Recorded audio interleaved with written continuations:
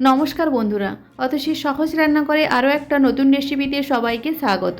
আজকে আমি তোমাদের সাথে শেয়ার করব পালং শাক আর কাঁচা আলু দিয়ে দারুণ স্বাদের একটা রেসিপি। আশা করি আজকের ভিডিওটা তোমাদের ভালো লাগবে। চলো দেখে নেওয়া যাক আজকের আমার এই সহজ রেসিপিটি। প্রথমে আমি পালং শাক ছোটো ছোটো টুকরো করে কেটে নিয়েছি, আর পালং শাকটা খুব ভালো করে আমি ধুয়ে পরিষ্কার করে নিয়েছি। এখন আমি একটা মিক্সির জার নিয়েছি, তাতে আমি দিয়ে দেবো একটা গোটা টমেটো, দিয়ে দেবো কাঁচা লঙ্কা, আর দিয়ে দেবো খুব সামান্য পরিমাণ আদা, আর আমি দিয়ে দেবো কিছুটা পরিমাণ পালং শাক। এই সব কিছু দিয়ে খুব ভালো করে একটা পেস্ট করে নিতে হবে। দেখো মিহি পেস্ট আমি একটা করে নিয়েছি। আরও একটা আমি বাটি নিয়েছি, তাতে আমি দিয়ে দেবো 1 চামচ হলুদ গুঁড়ো, 1 চামচ জিরে গুঁড়ো, 1 চামচ ধনে গুঁড়ো, আর দিয়ে দেবো 1/2 চামচ কাশ্মীরি লঙ্কার গুঁড়ো।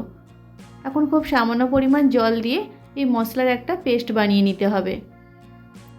এখন আমি নিয়েছি দুটো আলু, আমি খোসা ছাড়িয়ে নিয়েছি আলু।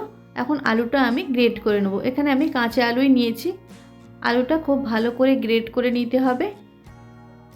দেখো আলুটা আমি খুব ভালো করে গ্রেট করে নিয়েছি। এখন আমি জল দিয়ে খুব ভালো করে আলুটা ধুয়ে নেব। ভালো করে ধুয়ে জলটা একদম চিপে আমি বের করে নিয়েছি।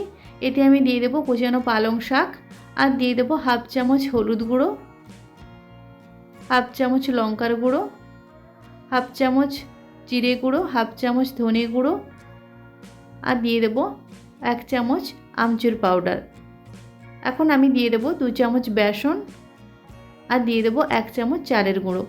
এই সব কিছু দিয়ে খুব ভালো করে মিশিয়ে নিতে হবে। লবণটা আমি এখন দেবো না, সব শেষে লবণটা দেবো, না হলে জল ছেড়ে দেবে পালং শাক থেকে। খুব ভালো করে মাখানো হয়ে গেলে তারপর আমি লবণটা সবার শেষে দেব। এখন আমি দিয়ে দেবো স্বাদ মতো লবণ। লবণটা দিয়ে খুব ভালো করে মিশিয়ে নিতে হবে সব কিছুর সাথে। আর দিয়ে দেবো 1 চামচ চিনি। চিনিটা দিয়েও খুব ভালো করে আমি মিশিয়ে নেব। দেখো খুব ভালো করে আমি মিশিয়ে নিয়েছি সব কিছু। এখন গ্যাসে আমি একটা কড়াই বসিয়ে দিয়েছি, আর দিয়েছি সাদা তেল।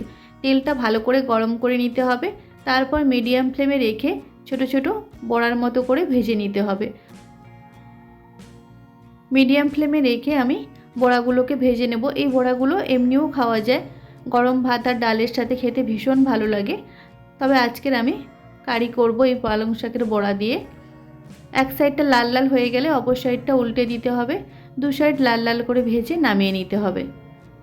গ্যাসের ফ্লেমটা লো টু মিডিয়াম ফ্লেমে রেখেই বড়াগুলোকে ভাজতে হবে। হাই ফ্লেমে দিলে খুব তাড়াতাড়ি পুড়ে যেতে পারে, আর ভেতরটা কাঁচা থেকে যাবে।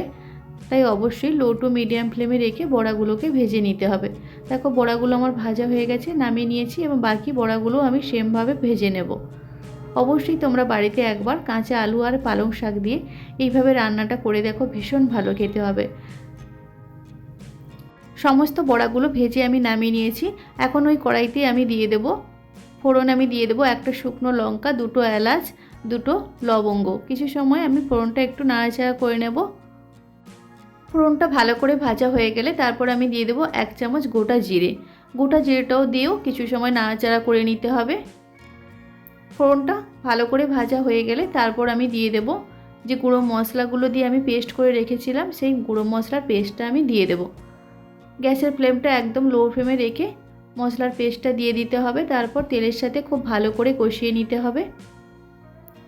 মশলাটা খুব ভালো করে কষানো হয়ে গেলে যে পালং শাক, আদা আর টমেটো দিয়ে যে পেস্টটা আমি করে রেখেছিলাম, সেই পেস্টটা তারপর দিয়ে দিতে হবে।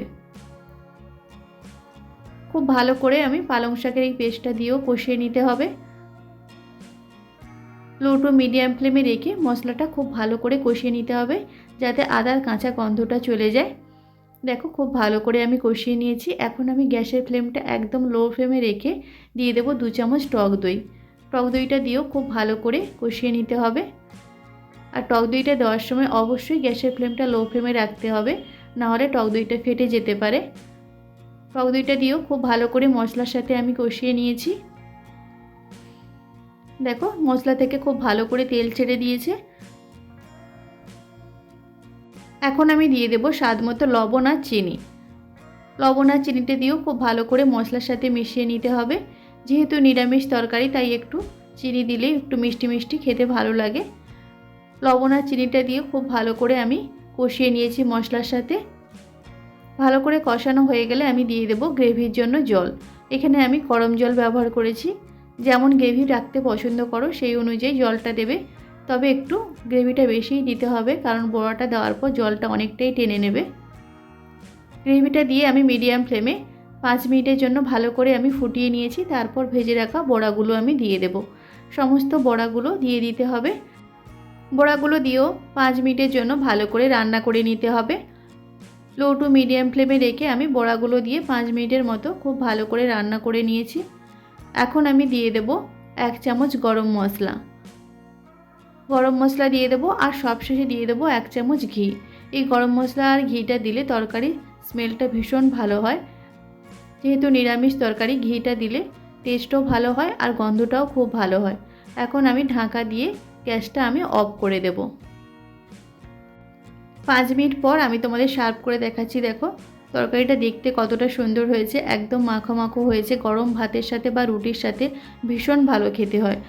অবশ্যই তোমরা বাড়িতে একবার পালং শাক আর কাঁচা আলু দিয়ে এইভাবে রান্নাটা করে দেখো, বাড়ির সকলে ভীষণ পছন্দ করবে। আশা করি আজকের ভিডিওটা তোমাদের ভালো লেগেছে। যদি ভালো লাগে তাহলে অবশ্যই একটা লাইক করে দেবে। আর আমার চ্যানেলে কোনো নতুন বন্ধু এসে থাকলে অবশ্যই আমার চ্যানেলটিকে সাবস্ক্রাইব করে পাশে থাকা বেল আইকনটি প্রেস করে অল অপশানে ক্লিক করে দেবে।